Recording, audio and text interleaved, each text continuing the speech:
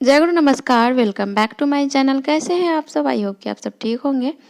अभी सुबह-सुबह हमारा व्लॉग स्टार्ट हुआ है। अभी सुबह-सुबह सो के जगी हूँ और सबसे पहले ना घर का खिड़की दरवाज़ा खोल दी। हर तरफ से, क्योंकि और गर्मी भी आजकल ना बहुत ज़्यादा होने लगा है।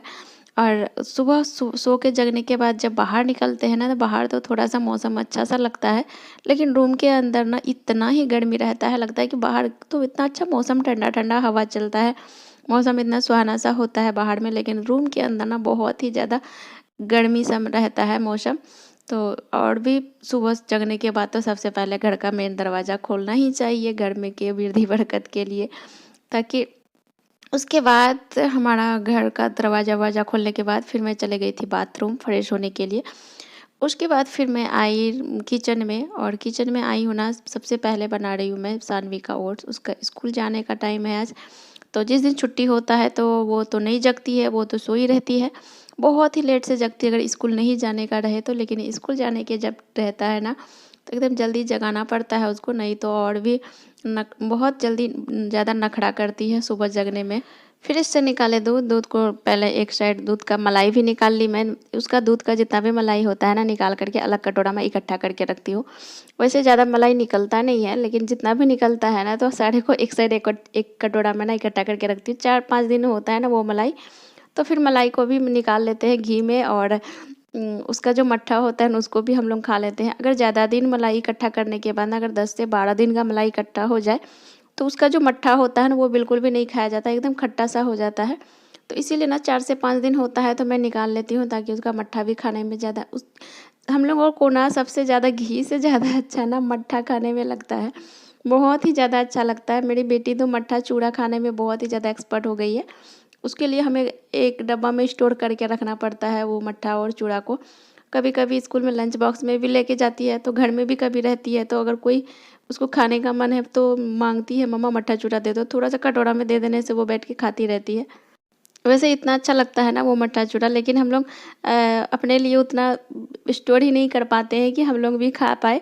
तो वैसे सानवी के लिए ही स्टोर करके रख पाती हूँ मैं। तो फिर मखाना भी एक साइड भूज दी थी मैं, और मैं सबसे पहले ना मखाना भूज करके रख दिए, ताकि सानवी जो होगी ना, उसको लंच बॉक्स में दे देंगे और खाना खा लेगी ओट्स। आज मैं ना सबसे पहले फ्रेश-व्रेश होने के बाद ना, सबसे पहले मैं किचन में ही लगी, क्योंकि ना आज थोड़ा-सा मुझे लग रहा था कि लेट हो जाएगा, और खाना ना ठंडा होने में भी टाइम लग जाता है।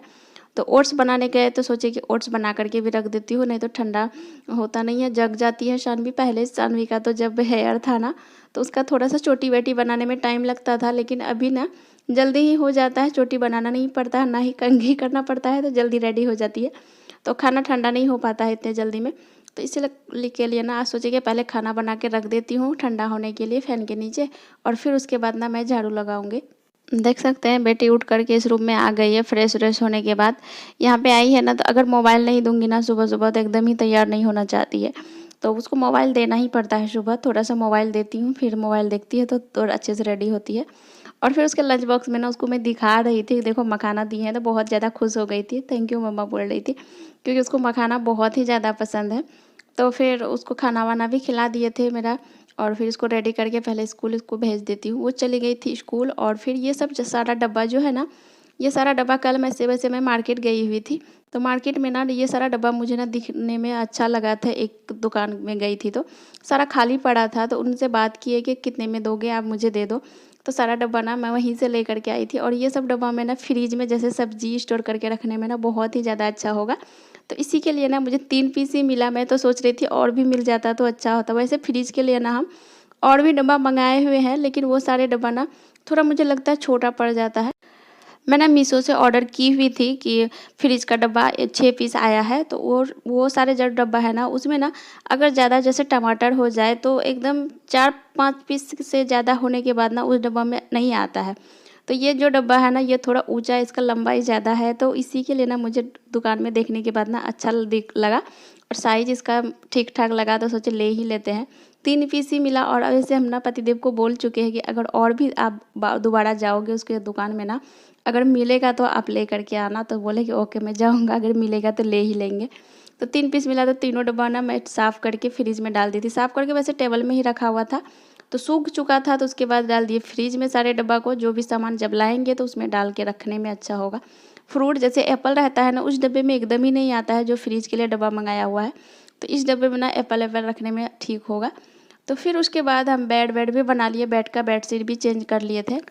वैसे इस टेबल का कवर को ना मैं कल ही साफ़ करी थी, लेकिन इसमें डाले नहीं है, तो अभी सोच रहे हैं कि इसको अच्छे से साफ़ करके और फ़ैन चला देती हूँ ना, एक कपड़ा को भिजा करके अच्छे से पोंछ देते हैं और फिर अच्छे से इसको फ़ैन चला देंगे ना, तो सारे टेबल का जो ग्लास है ना वो अच्छे से साफ़ हो जाएगा और सूख भी जाएगा। फिर उसके बाद इसमें इसका जो कवर मैं कल ही साफ़ की थी और इसमें ना थोड़ा-सा मैं ना उजाला भी डालती हूँ, साफ़ करती हूँ ना, उजाला डालने से ना इसका कलर थोड़ा-सा अच्छा दिखता है मुझे। अगर जो वाइट कपड़ा होता है ना, जैसे वाइट कलर का कोई भी बेडशीट हो या पिल्लो कवर हो, कोई भी कपड़ा होता है ना, अगर जैसे सानवी का ही, बच्चे का ही कोई कपड़ा होता है ना, न्यू में तो वाइट कलर का कपड़ा ठीक रहता है, उसका लाइट बरकरार रहता है, लेकिन जब पुराना हो जाता है ना, कुछ दिन ज़्यादा ही यूज हो जाता है, तो उसका जो कलर है ना एकदम ही फीका-फीका लगता है और थोड़ा-सा रेड रेड पे आ जाता है, तो एकदम ही अच्छा नहीं दिखता है। तो उसमें ना मुझे उजाला डाल देने पे ना ज़्यादा ही अच्छा लगने लगता है।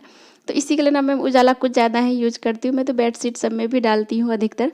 इधर से कुछ दिनों से, जब से हम आए थे ना यहाँ पे, उजाला नहीं था, उजाला था ही नहीं घर पे और हम भी बहुत बार मार्केट जाते थे, हस्बैंड भी जाते थे, लेकिन याद ही नहीं रहता था। जब घर आते थे, जब कपड़ा साफ करने का बारी होता था, तभी याद आता था कि उजाला लेना था। तो बहुत बार याद करते-करते मुझे लेने का याद ही नहीं रहता था, लेकिन कल मार्केट गए थे, तो हम उजाला भी लेकर के आ चुके हैं और इसीलिए हमारा ना ये जो था डाइनिंग टेबल का कवर जो था उसको साफ़ किए थे, तो उसमें उजाला भी डाल दिए थे। तो फिर वो सारा करने के बाद इतना में आ गए थे पतिदेव, सानवी को स्कूल से छोड़ के आ चुके थे। फिर सारा बेड वेड भी हमारा कंप्लीट हो गया था। तो इतना ही तो काम कंप्लीट हुआ था, तब तक पतिदेव ऑफिस से, वहाँ सॉरी, सानवी के स्कूल से आ चुके थे। तो और फिर उसके बाद हम आ गए चाय बनाने के लिए किचन में। थोड़ा सा गर्मा गर्म चाय हो जाएगा, दोनों मिल के बैठ के पी लेंगे, उसके बाद फिर काम कंप्लीट करेंगे।